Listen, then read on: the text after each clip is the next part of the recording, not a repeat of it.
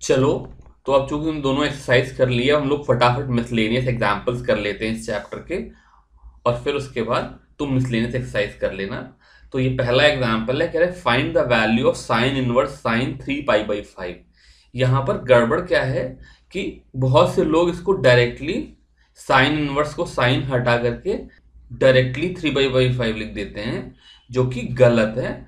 Because जो 3π/5 है ये साइन इनवर्स की प्रिंसिपल वैल्यू नहीं है। तो इस क्वेश्चन में क्या हो जाएगा कि अगर मैं ध्यान से देखूं तो 3π/5 कुछ यहां लाई करेगा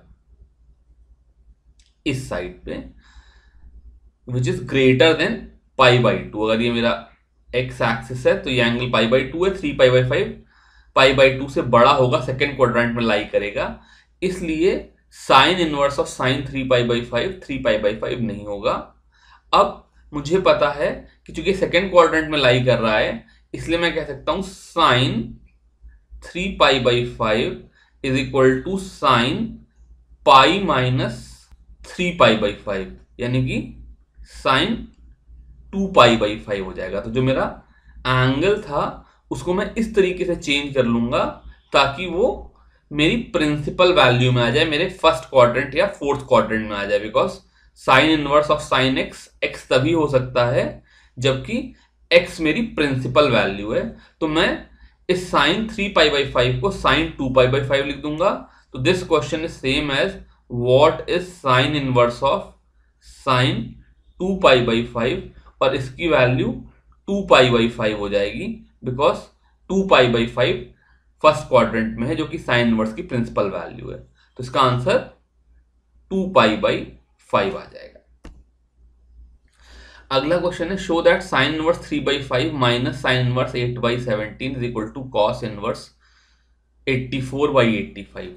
तो इस तरीके के प्रॉब्लम को करने के लिए हम मान लेते हैं कि ये वाला मेरा एंगल साइन इनवर्स 3/5 का मतलब है कोई एंगल है, तो ये एंगल मान लो मेरा अल्फा है, ये वाला एंगल बीटा है, और इससे ये जो तीसरा एंगल है गामा है। तो ये प्रॉब्लम को अगर मैं रीस्टेट करना चाहूं तो ये कह रहे हैं कि if sine alpha is 3/5 and sign beta is 8/17, then we have to show that alpha minus beta is equal to gamma, where cos gamma is 84/85। तो अगर साइन अल्फा की वैल्यू 3/5 है तो यहां से कॉस अल्फा की वैल्यू 4/5 आ जाएगी, sine square alpha plus cos square alpha equal to 1 से।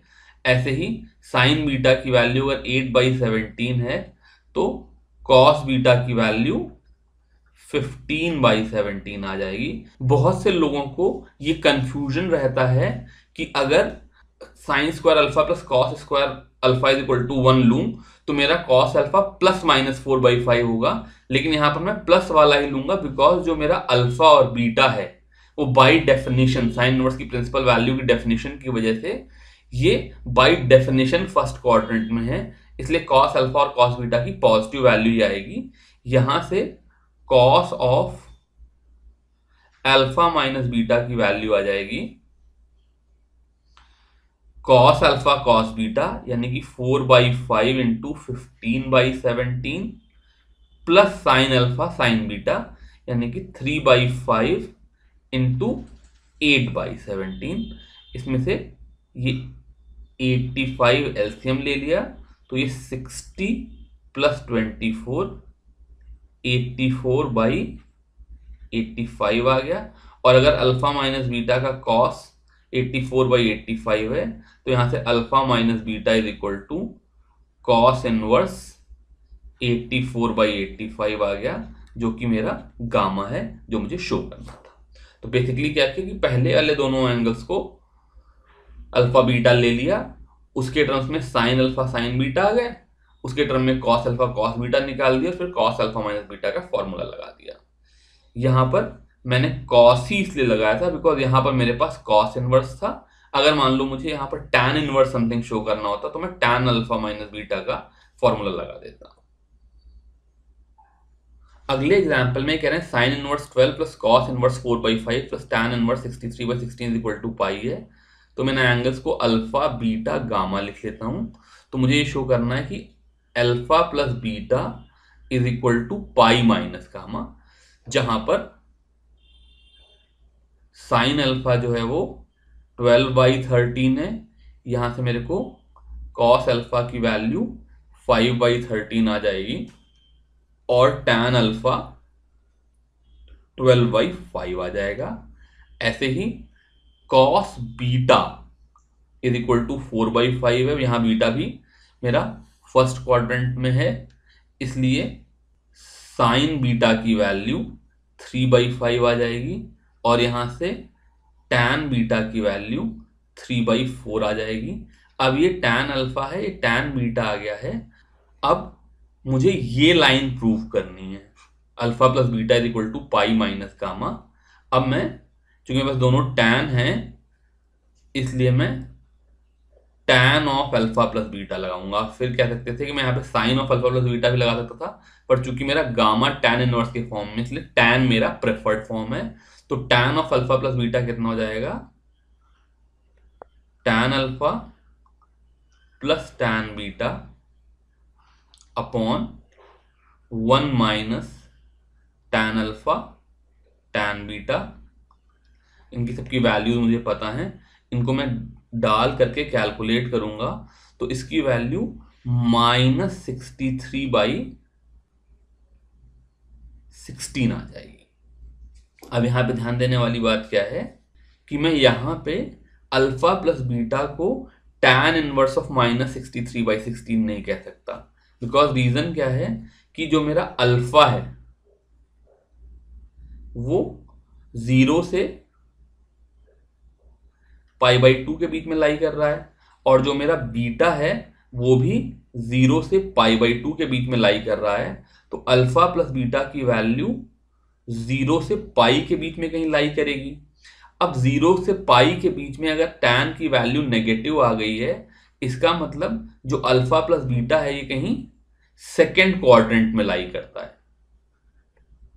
सेकेंड क्वाड्रेंट में ही 0 से पाई के बीच में tan की वैल्यू नेगेटिव है। तो अगर सेकेंड क्वाड्रेंट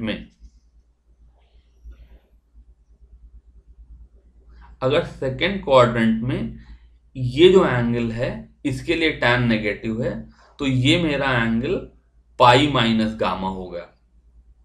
ऐसा मेरा एंगल पाई माइनस गामा हो गया। तो अगर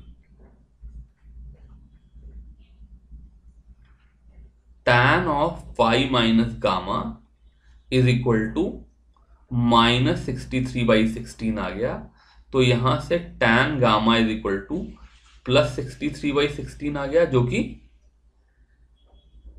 इसलिए ट्रू है because tan of pi minus gamma is equal to minus tan gamma, और यहां से गामा की वैल्यू tan इनवर्स 63/16 आ गई, जो कि मुझे शो करनी थी।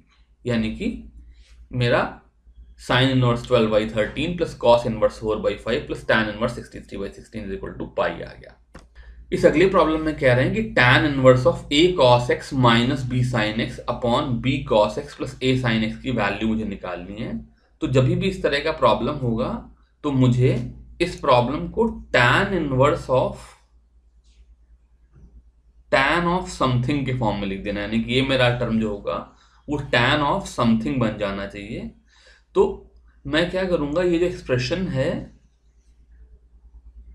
a cos x minus b sin x upon b cos x plus a sin x, इसको ऊपर नीचे b cos x से डिवाइड कर दूंगा। b cos x से इसलिए डिवाइड कर रहा हूं बिकॉज मैं इसे tan alpha minus tan beta upon 1 plus tan alpha tan beta बनाने की कोशिश करूंगा, because tan alpha minus tan beta का ये फॉर्मूला होता है। तो इस टर्म को 1 बनाने के लिए मुझे न्यूमरेटर और डिनोमिनेटर दोनों को b cos x से डिवाइड कर देना होगा।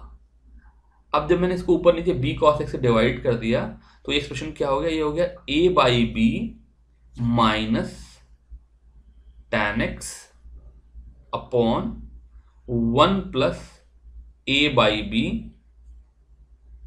इंटू tan x आ गया। अब अगर मैं a बाई बी को tan थीटा ले लूं तो ये एक्सप्रेशन हो गया tan theta minus tan x upon 1 plus tan theta tan x, जो कि tan of theta minus x आ गया। और tan इनवर्स ऑफ, यहां से अगर मैं लाऊं तो tan inverse of tan of theta minus x क्या हो जाएगा, सिंपली थीटा माइनस x हो जाएगा, जहां पर थीटा की वैल्यू क्या है, अगर tan theta a by b है, यहाँ पर tan theta a by b है, यहां से थीटा की वैल्यू कितनी आ गई, tan inverse a by b आ गई। तो ये एक्सप्रेशन हो जाएगा tan inverse a by b minus x. अभी लास्ट एग्जाम्पल कर ले रहे हैं, ये सिंपल ही है। tan inverse 3x plus tan inverse 2x is equal to pi by 4 को मुझे सॉल्व करना है। तो फिर पहले वाले प्रॉब्लम्स की तरह से अगर मैं इसको अल्फा मानूं, इसको बीटा मानूं, तो ये कह रहे हैं alpha plus beta is equal to pi by 4। तो दोनों साइड tan ले लेंगे, तो tan alpha plus beta is equal to tan pi by 4 आ जाएगा, यानी कि tan alpha plus tan beta upon 1 minus tan alpha tan beta is equal to 1 आ जाएगा। अब मेरा tan अल्फा 3x है, tan बीटा 2x है, तो सब्स्टिट्यूशन कर दूं तो यहां से आ जाएगा 3x plus 2x upon 1 minus 6x square is equal to 1। Right side में लेकर के ले जाऊं तो ये मेरी क्वाड्रेटिक इक्वेशन बन जाएगी 5x is equal to 1 minus 6x square या 6x square plus 5x minus 1 equal to 0। इस क्वाड्रेटिक इक्वेशन को स्प्लिटिंग द मिडिल टर्म से सॉल्व करेंगे तो यहाँ से 6x square plus 6x minus x minus 1 equal to 0 आ जाएगा। यहाँ से एक रूट आ जाएगा x is equal to minus 1 और एक x इज इक्वल टू 1/6। अब इसमें से x is equal to minus 1 नहीं ले सकते हैं, बिकॉज अगर मैं x को माइनस 1 ले लूंगा तो जो मेरा अल्फा कॉमा बीटा दोनों ही नेगेटिव हो जाएंगे, यानी कि दोनों ही फोर्थ क्वाड्रेंट में आ जाएंगे, तो इनका सम जो हो जाएगा वो कभी पाई बाई 4 हो नहीं सकता है। Alpha plus beta can never be equal to pi by 4, इसलिए मुझे x को 1/6 ही लेना पड़ेगा। इस तरीके से हम ये प्रॉब्लम सॉल्व कर लेते हैं। तो बेसिकली इन सारी प्रॉब्लम में आइडिया क्या है कि मुझे दो tan इनवर्स के टर्म, दो साइन इनवर्स के term, sine inverse cos inverse के टर्म, या दो के बजाय 3 टर्म ऐड करने पड़ रहे हैं, उनको मैं एंगल मान लेता हूं और फिर सारी प्रॉब्लम को ट्रिग्नोमेट्री वाले स्पेस में लेकर के चला जाता हूँ, ट्रिग्नोमेट्री में सिंप्लीफाई करके वापस उनका इनवर्स ले लेता हूँ। इस तरीके से हमारे मिसलेनियस एग्जाम्पल्स खत्म हो गए। अब आप लोग एक्सरसाइज कर लेना। Thank you very much.